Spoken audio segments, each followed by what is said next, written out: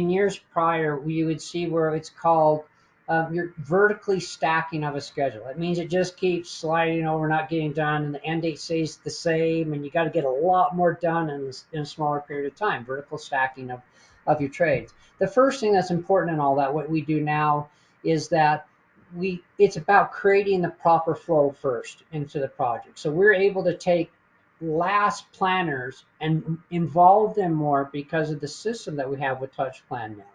And what we do with that, as soon as we award a trade contract, is we will bring in, let's say we're doing the building enclosure, the outside of a building. We will bring all those trade contractors into the room and say, come prepared, we're really going to talk your schedule. And they will go through the details of the drawing. I mean, think about it. Now you're having many minds that have the accuracy of what's really in the drawings, focusing on what their work is and how they need to coordinate, rather than one guy who never opens up the 1,000 drawings that are there. He just said, I'll just get it done in 20 days. The difference we do with that is we get the proper flow with them up front. We will sit down in Touchplan and we will go through an entire phase, the entire building enclosure. And we will take that information, we will look at it, we'll reanalyze it back against the master schedule. But again, the idea is calibration as much as you can, as soon as what you can. So we're finding that early on progress allows us to get the proper flow through a project. Then what happens is through the contracts, and as soon as somebody comes on site, we implement the daily planning. So now they already know what's coming, where they're headed, when they can start. They can go on the cloud and keep that communication going. They have their materials coming for the right site at the right time. They have the manpower associated the right way. When they get on site, the reason why we don't get the vertical stacking as much anymore is because we know what we need to do on a daily basis. The daily matches that big picture that we created before. And they line each other up. And there's another process we can talk about is how do you coordinate those two things. But the key is going to be is how you go about gathering information, disseminating it from the right place.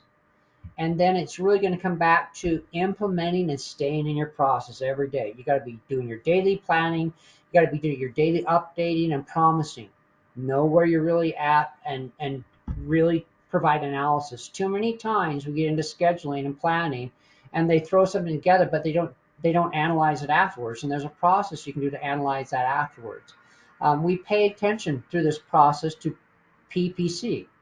The variance is that, do I have any trends going on? Do I have a material problem coming through a trade? Do I have a labor problem coming through a trade?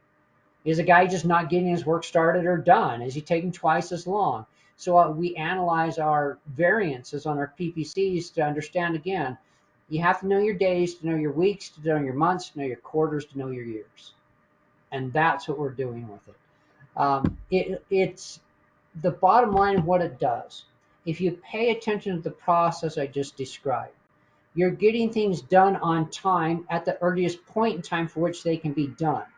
So and you're getting them done here, instead of them spanning over time and vertically stacking higher in a shorter period of time, you have them done and out of the way. Thus, what happens is it creates the ability of having resources available to actually perform change orders and still coming into the home plate.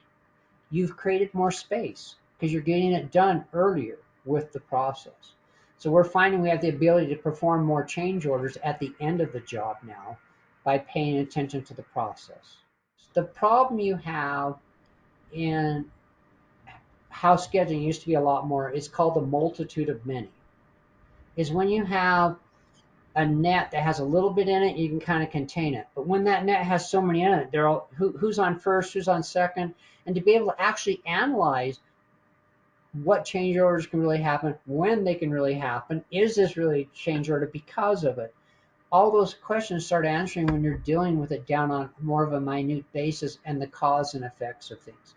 All too often what will happen is a change order comes through to us and they'll say, you just need to, how much time you need to get done by.